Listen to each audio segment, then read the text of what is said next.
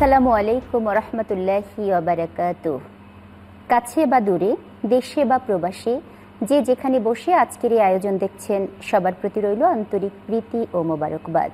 প্রিয় দর্শক, এন মোহাম্মদ নিবেদিত পবিত্র মাহে রমাদানের নিয়মিত আয়োজন ইসলাম ও নারী অনুষ্ঠানের পক্ষ থেকে স্বাগত জানাচ্ছি।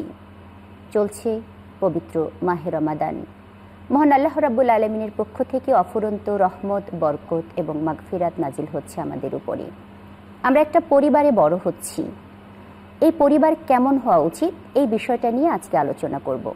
আমাদের আজকের অনুষ্ঠানে আলোচনার বিষয় আদর্শ মুসলিম পরিবার। এ বিষয়ে আলোচনা করতে আমাদের স্টুডিওতে উপস্থিত আছেন অধ্যাপক সেলিন ইয়াসমিন, ডিরেক্টর জাকাত ওয়েলফেয়ার ফাউন্ডেশন। প্রিয় দর্শক, চলুন পরিচিত হয়ে নেই আজকের অতিথির সাথে। আপা, আসসালামু আলাইকুম। ওয়ালাইকুম আসসালাম। কেমন আছেন আপা? আলহামদুলিল্লাহ, ভালো আছি। শুকর আলহামদুলিল্লাহ। আপা, আজকে আমরা আলোচনা করব আদর্শ মুসলিম পরিবার এই সম্পর্কে। প্রথমেই জানতে চাইব, পরিবারটা আসলে কি?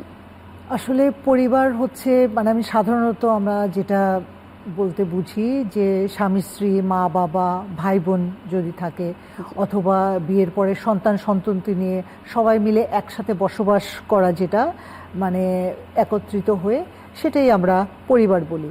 এখন আজকাল তো বেশিরভাগই নিউক্লিয়াস ফ্যামিলি, যে স্বামী স্ত্রী সন্তান সন্ততি। হ্যাঁ, আগে যেমন আমরা দেখতাম একান্নবর্তী পরিবার, মা বাবা, ভাই বোন, আরও তাদের ছেলে মেয়ে, আত্মীয় স্বজন সবাই মিলে একসাথে অনেক বড় পরিবার ছিল। এখন ক্রমশ ছোট হয়ে আসছে।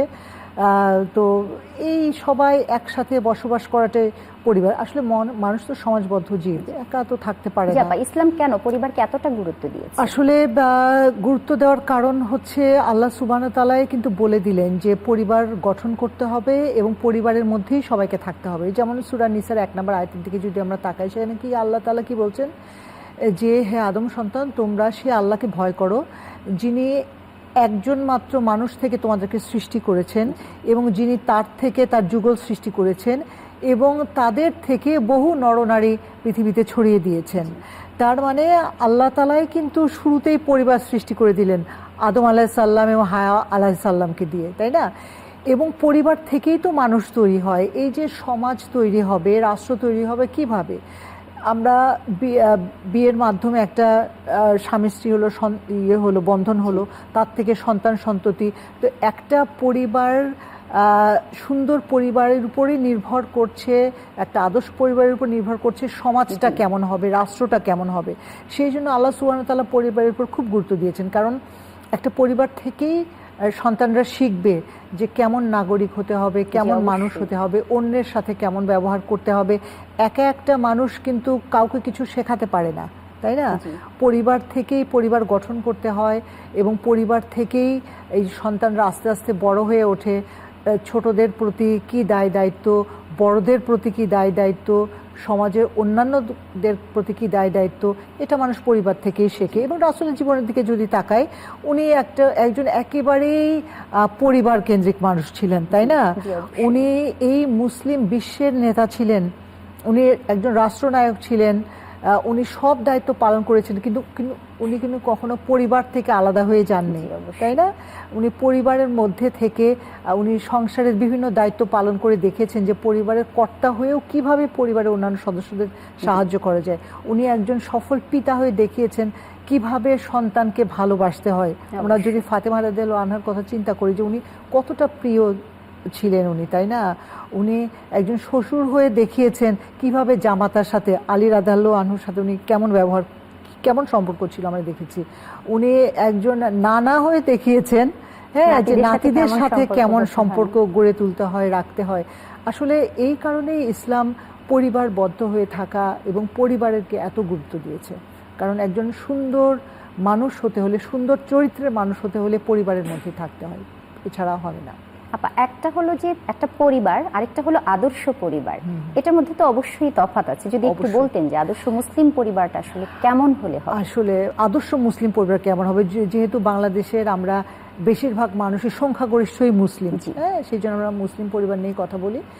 আসলে আদর্শ মুসলিম পরিবার, প্রথম কথা হচ্ছে যে এমন পরিবার হবে যেখানে আল্লাহর দেয়া আইন দিয়ে পরিবারটা পরিচালিত হবে। আমরা যদি বলি যে কোরআন এবং সুন্নাহ ভিত্তিক পরিবার হবে, মানে একটা পরিবারের সূত্রপাত যদি বলি, যে একজন ব্যক্তি যখন তার বিয়ের জন্য পাত্রী দেখতে খোঁজ করবে, অথবা একটা মেয়ের জন্য যখন বাবা একটা ছেলে খোঁজ করবে, তখন অবশ্যই এই মানে ইমানদার কিনা সেটা দেখা জরুরি, সে ইসলামিক কতটা প্র্যাকটিসিং মুসলিম সেটা দেখা জরুরি।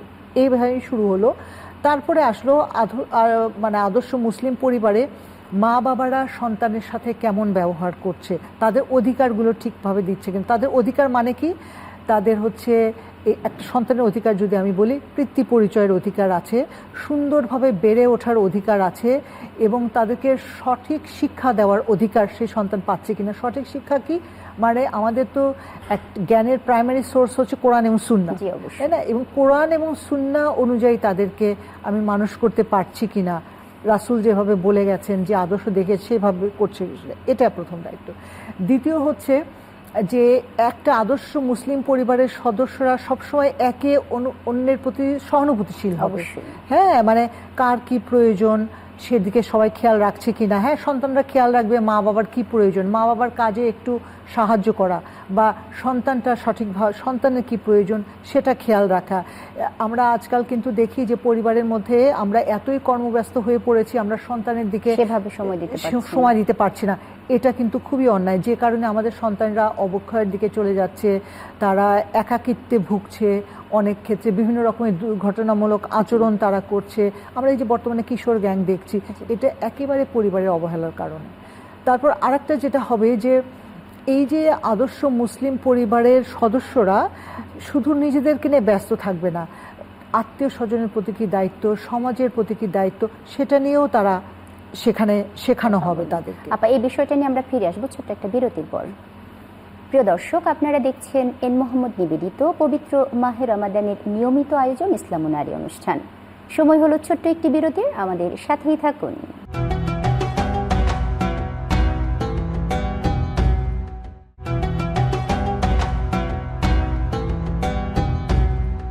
প্রিয় দর্শক, বিরতির পর আবারও স্বাগত জানাচ্ছি এন মোহাম্মদ নিবেদিত পবিত্র মাহে রমাদানের নিয়মিত আয়োজন ইসলাম ও নারী অনুষ্ঠানে। আজ আমরা আলোচনা করছি আদর্শ মুসলিম পরিবার এই সম্পর্কে। আপা, বিরতির পর স্বাগত জানাচ্ছি। বলছিলেন যে পরিবারের বিষয়ে, হ্যাঁ, আদর্শ মুসলিম পরিবারের বৈশিষ্ট্যগুলো আমরা বলছিলাম। যে আরেকটা হচ্ছে বিষয়, যে আদর্শ মুসলিম পরিবার অবশ্যই হালাল উপার্জন থাকতে হবে, এই ব্যাপারটা জরুরি। যে আদর্শ মুসলিম পরিবারে যেন সন্তানরা দেখে কোনো অবৈধ সম্পদ বা অন্যের থেকে অন্যের হক নষ্ট করে এই সম্পদগুলো পরিবারে আসছে কিনা। হ্যাঁ, এটা যেমন স্ত্রী খেয়াল করবে, কারণ যদি অবৈধ সম্পদ আসে তাহলে স্ত্রী সন্তান এদের এই প্রভাবগুলো এদের উপর পড়বে। হ্যাঁ, এবং একটা সন্তান সৎ হবে তখনই যখন দেখবে তার মা বাবা সৎ, এবং সৎ উপার্জন দ্বারা কষ্ট হোক অল্প খাবে, অল্প পড়বে, কিন্তু হালাল উপার্জনের যে বরকত আছে সেটা বোধহয় আর কোনো কিছুতেই নেই। তো এই হালাল উপার্জন দ্বারা হচ্ছে কিনা সেটা খেয়াল রাখতে হবে। আর আরেকটা হচ্ছে যেটা বলবো, যে এই আদর্শ মুসলিম পরিবার আত্মীয়দের সাথে রক্তের যে সম্পর্ক আছে সেগুলো রক্ষা করবে। কারণ আজকাল আদর্শ মুসলিম পরিবার দেখতে পাই না বলেই আমরা দেখি যে বৃদ্ধ মাতা পিতাকে অবহেলা করা হয়, মাতা পিতাকে বৃদ্ধাশ্রমে চলে যেতে হয়, যে সন্তান বড় হওয়ার পরে যে মনে করে মা বাবাকে বোঝা মনে করে। কিন্তু রাসূল সাল্লাল্লাহু আলাইহি ওয়াসাল্লাম কি বলে গেছেন, যে ব্যক্তি বৃদ্ধ বয়সে তার মা বা বাবা, বৃদ্ধ মা বাবাকে পেল, দুজনকে অথবা একজনকে পেলে, এবং তার গুনাহ মাফ করিয়ে নিতে পারলো না, সে ধ্বংস হোক, তাই না? তো সেই জন্য এই যে সহানুভূতি, ভালোবাসা এবং পরস্পরের প্রতি ভালোবাসা, এটা জরুরি। একটা পরিবারে অবশ্যই পরস্পরকে ভালোবাসে, এই ব্যাপারগুলো দেখানোর প্রয়োজন আছে, শ্রদ্ধাবোধের জায়গাটা। কারণ আমরা সাধারণত দেখি যে আমরা মা বাবারা ঝগড়াঝাটি করি এবং ছেলে মেয়ের সাথেও চিৎকার চেঁচামেচি করি। হ্যাঁ, তো এই ব্যাপারগুলো যেন না হয়। হ্যাঁ, সুন্দর করেও বলা যেতে পারে একটা ব্যাপার, সেটা জরুরি। এবং পরস্পরকে ভালোবাসি, এই ব্যাপারটা দেখানো জরুরি। যেমন আমরা সন্তানের কাছে কখনোই তার বাবার সম্পর্কে কোনো কটূক্তি করব না, কারণ সন্তানের ওই বাবার প্রতি শ্রদ্ধাবোধটা চলে যেতে পারে। আবার মার সম্পর্কে খারাপ কিছু সন্তানের কাছে বলবো না, বা সন্তানের সামনে স্ত্রীকে স্বামী গালাগালি বা খাটো করে কথা বলবে না, যাতে করে সন্তানের মা বাবার প্রতি শ্রদ্ধাবোধ, ভালোবাসা এটা যেন চলে না যায়। এই ব্যাপারগুলো জরুরি। আপা একটু জানতে চাইবো যে একটা আদর্শ মুসলিম পরিবারের জন্য শুদ্ধাচার বা শিষ্টাচারের ভূমিকাটা কেমন হওয়া উচিত? অবশ্যই এটা খুবই গুরুত্বপূর্ণ, কারণ হচ্ছে এই যে শিষ্টাচার, কথা বলার যে ধরন, আমরা যদি বলি শিষ্টাচার বা অন্যের প্রতি ব্যবহার, একটা আদর্শ পরিবার থেকেই কিন্তু সন্তানরা শিখবে। হ্যাঁ, মা বা বাবা বাড়ির অন্যান্যদের সাথে কেমন ব্যবহার করছে, অন্য সদস্যদের সাথে, সেটা বয়োজ্যেষ্ঠদের সাথে হতে পারে, আত্মীয় স্বজনের সাথে হতে পারে, বাড়িতে যারা আমাদের সাহায্য করে আমাদের কাজে তাদের প্রতি আচার আচরণে হতে পারে। এই মা বাবা যখন সন্তানের সামনে তাদের সাথে ভালো ব্যবহার করবে, তখন সন্তানও কিন্তু সেটাই শিখবে, সেভাবেই ভালো ব্যবহার করবে। এবং মা বাবা কিন্তু শেখাবে, সে যখন সন্তান বাড়ির গণ্ডি পেরিয়ে যখন বিদ্যালয়ে যাবে বা আরও উপরের হায়ার এডুকেশনের জন্য যাবে, তখন সে অন্যদের সাথে, বন্ধুদের সাথে কেমন ব্যবহার করবে, শিক্ষকদের সাথে কেমন আচরণ করবে, সেটা কিন্তু সে শিখবে।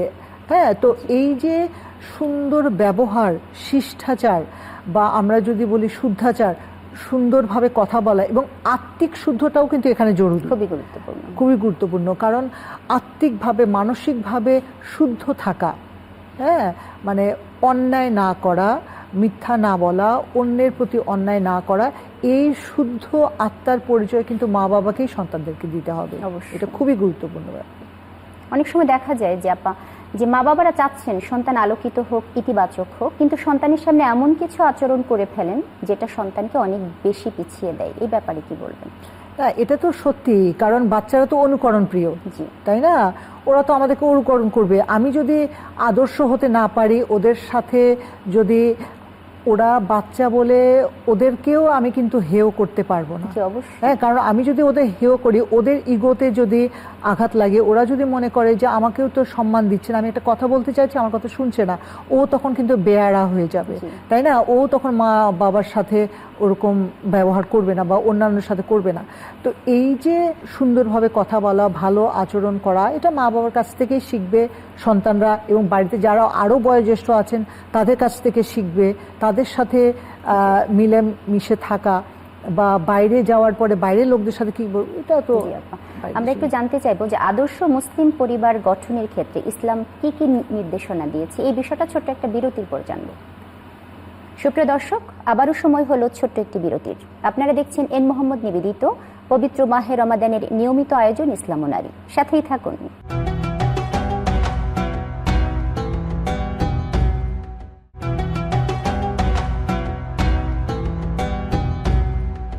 প্রিয় দর্শক, বিরতির পর আবারও স্বাগত জানাচ্ছি এন মোহাম্মদ নিবেদিত পবিত্র মাহে রমাদানের নিয়মিত আয়োজন ইসলাম ও নারী অনুষ্ঠানে। আপনাদের অসংখ্য ধন্যবাদ জানিয়ে চলে যাচ্ছি অতিথির কাছে। আপা, আবারও স্বাগত জানাচ্ছি। একটু বলবেন যে আদর্শ পরিবার গঠনের ক্ষেত্রে সন্তানদের উচ্চ শিক্ষা বা তাদের পড়াশোনার ব্যাপারে পরিবারের ভূমিকাটা কি? পরিবারের ভূমিকা যথেষ্ট গুরুত্বপূর্ণ, কারণ একটা শিশু যখন ছোট থাকে সে তো বোঝে না সে কোন দিকে গেলে বা কি শিক্ষা গ্রহণ করলে তার ভবিষ্যতের জন্য ভালো হবে। ভবিষ্যৎ মানে কি, এখানে ইহকাল এবং পরকাল। একটা আদর্শ মুসলিম পরিবারকে কিন্তু খেয়াল রাখতে হবে, শুধু এই ইহকালই আমার জন্য নয়, আমার জন্য পরকাল, মানে যে বিশাল জগৎটা, প্রধান যে আমার কাল, সেটা কিন্তু পরকাল, তাই না?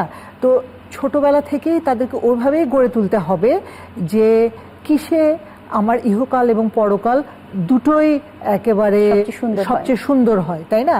তো সেই ক্ষেত্রে উচ্চশিক্ষার ক্ষেত্রে আসলে প্রথমেই দেখা দরকার যে সন্তানদের ছোটবেলা থেকেই ওর কোন দিকে আগ্রহটা বেশি।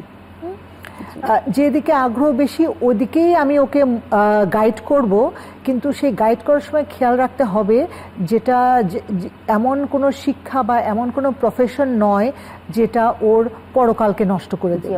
এই ব্যাপারটা খেয়াল রাখতে হবে আমাদের। হ্যাঁ, যেমন সকল ধরনের শিক্ষাই কিন্তু ইসলামে বৈধ, গুটি কয়েক ছাড়া, যেমন হচ্ছে ওই যে জাদুবিদ্যার শিক্ষা বা এরকম কিছু শিক্ষা। ইসলাম কিন্তু শিক্ষাকে অনেক গুরুত্ব দিয়েছে এবং নারী পুরুষ সবার জন্য জ্ঞান অর্জন ফরজ করেছে, এবং সেই জ্ঞান অর্জন করতে যে এমন জ্ঞান অর্জন করবে না বা এমন দিকে আমার বাচ্চা ক্যারিয়ার নেবে না যেটা ওর পরকালকে নষ্ট করবে। যেমন আজকাল কিন্তু আমরা দেখি যে অনেক ধরনের প্রফেশন আছে যেটা আমাদের সরাসরি আমাদের ইহকালে হয়তো আমি অনেক মানে ভালো করছি, কিন্তু পরকালটা একেবারেই নষ্ট করে দিচ্ছে। হ্যাঁ, তো সেই দিকে মা বাবাকে খেয়াল রাখতে হবে যে ও হতে পারে সে ডাক্তার হতে পারে, ডাক্তার হয়েও কি সৎ ডাক্তার হতে পারে না? এখন মূল রাখতে হবে যে সততাটা যেখানে আছে, হ্যাঁ, সমাজের কল্যাণ করবার জন্য যে সুযোগ যেখানে আছে, হ্যাঁ, সে ডাক্তার হোক, সে ইঞ্জিনিয়ার হোক, সে শিক্ষক হোক, বা সে ভূতত্ত্ববিদ হোক, বা সে অ্যাস্ট্রোনট হোক, বা যেটাই পড়ুক না কেন, সেটা যেন তার মানব কল্যাণে কাজে দেয় এবং তার ইহকালে সে যাতে উন্নতি করতে পারে, ভালো করতে পারে, এবং পরকালটাও যেন নিশ্চিত হয়। এবং সেই ক্ষেত্রে খেয়াল রাখতে হবে যে জ্ঞানী অর্জন করুক না কেন, তার সাথে যে ইসলামের লিঙ্ক আছে, কোরআন এবং সুন্নাহ তো প্রাইমারি সোর্স অফ নলেজ, তাই না? তো এই যে কোরআনে কি রেফারেন্স আছে সেটা আমরা ওকে জানাবো। একজন ব্যবসায়ীও কিন্তু সফল ব্যবসায়ী হতে পারে। আমরা দেখেছি ইসলামে অনেক বড় বড় ছিলেন, ব্যবসায়ী ছিলেন, যারা সফল ব্যবসায়ী ছিলেন। একটু জানতে চাইবো যে কোরআন শিক্ষার ব্যাপারে বিশেষ করে সন্তানদের ক্ষেত্রে পরিবারের ভূমিকা কেমন হওয়া উচিত? কোরআন শিক্ষা তো এটা আমাদের একটা পরিবারে, তো এটা আমরা প্রাইমারি রিকোয়ারমেন্ট যে আমাদের সন্তানদেরকে আমরা কোরআন শেখাবো, কোরআন এবং রাসূল সাল্লাল্লাহু আলাইহি ওয়াসাল্লামের সুন্নাহগুলো শেখাবো। কিন্তু পরিবার যেভাবে অন্য শিক্ষার ব্যাপারে যে গুরুত্ব দেয় সেভাবে কোরআনের ক্ষেত্রে, হ্যাঁ, কোরআনের ক্ষেত্রে গুরুত্ব দেয় না, এবং শুধুমাত্র এইটুকু দায়িত্ব শেষ করে যে আমরা একটা হুজুর রেখেছি, উনি কোরআন পড়ানো শেখাবে, বা একবার খতম দিলেই ব্যাস শেষ, পুরো ব্যাপারটাই শেষ, পুরো ব্যাপারটাই খতম, এরকম একটা মেন্টালিটি। তো এটা যেন না হয়। কোরআন যে আমাদের জীবনের সাথে অঙ্গাঙ্গিভাবে জড়িত, প্রতিটা বিষয়ের সাথে জড়িত, এটা আমাদের মা বাবাকে শেখাতে হবে সন্তানদেরকে, যে কোরআন তেলাওয়াত করা শিখবে, শুদ্ধভাবে পড়া শিখবে, এবং তারপরে বুঝতে শিখবে সে সালাত যে আদায় করছে, সে সালাতটা সহিভাবে হচ্ছে কিনা সেটা মা বাবা খেয়াল করবে, এবং কোরআনের জ্ঞানটা যে সকল জ্ঞানের উৎস সেটা ওদেরকে বুঝাতে হবে।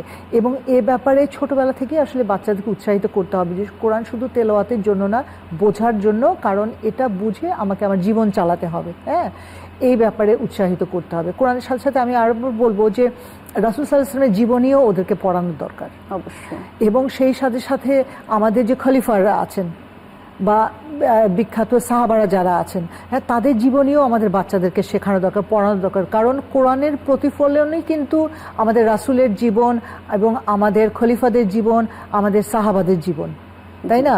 কারণ মানে কোরআনের প্র্যাকটিক্যাল অ্যাপ্লিকেশন হচ্ছে আমাদের রাসূল সাল্লাল্লাহু আলাইহি ওয়াসাল্লাম। জি, আরেকটা বিষয় খুব ছোট্ট করে জানতে চাইবো, আদর্শ পরিবার গঠিত না হলে সামাজিকভাবে কতটা ক্ষতি মুক্তি পড়তে হবে আমাদের, সামাজিক জীবনে কতটা প্রভাব ফেলে আদর্শ পরিবার? অবশ্যই বিশাল প্রভাব ফেলে। কারণ একটা প্রথমে হচ্ছে যে যদি পরিবারের মধ্যে মানুষ না থাকে তাহলে নিরাপত্তাহীনতা থাকে।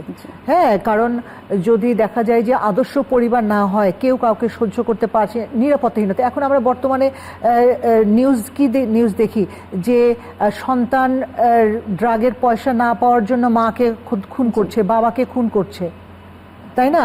এবং অনেক সময় যে হচ্ছে মা বাবা বিরক্ত হয়ে সন্তানকে খুন করছে, বা এই ব্যাপারগুলো আমরা দেখতে পাই, এবং সন্তানরা অসৎ হয়ে যাচ্ছে, তাদের হাতে তারা বিভিন্ন সমাজের মানে অসামাজিক কাজে লিপ্ত হয়ে পড়ছে। তো এটা অবশ্যই পরিবারকে এই দায় নিতে হবে, রাষ্ট্রকে আমি দায় দিতে পারবো না যে নিরাপত্তাহীনতা। তো আমি এটা পরিবারের প্রধান হিসেবে এটা করতে পারিনি, পরিবারের সদস্য হিসেবে আমাদের সন্তানদের তৈরি করতে পারিনি। তো একটা পরিবারেরই দায়িত্ব এটা গঠন করা। অসংখ্য ধন্যবাদ। খুব চমৎকার করেই আজকে বললেন আদর্শ মুসলিম পরিবার কি করা উচিত, কি করা উচিত নয়। অনুষ্ঠানের পক্ষ থেকে আবারও ধন্যবাদ জানাচ্ছি। সুপ্রিয় দর্শক, আমরা অনুষ্ঠানের একেবারেই শেষ পর্যায়ে পৌঁছে গেছি। একটি আদর্শ মুসলিম পরিবার একটি আদর্শ সমাজ বিনির্মাণ করতে পারে। পরিবার হলো প্রতিটি মানব শিশুর প্রথম এবং প্রধান শিক্ষা কেন্দ্র। ইতিবাচক শিক্ষায় আলোকিত হোক আমাদের আগামীর প্রজন্ম, সুন্দর হোক আমাদের দেশ ও জাতি। সবাই ভালো থাকবেন, সুস্থ থাকবেন এবং কল্যাণের পথে থাকবেন, এই প্রত্যাশা জানিয়ে আজকের অনুষ্ঠান এখানেই শেষ করছি। আল্লাহ হাফেজ। আসসালামু আলাইকুম ওয়া রাহমাতুল্লাহি ওয়া বারাকাতুহু।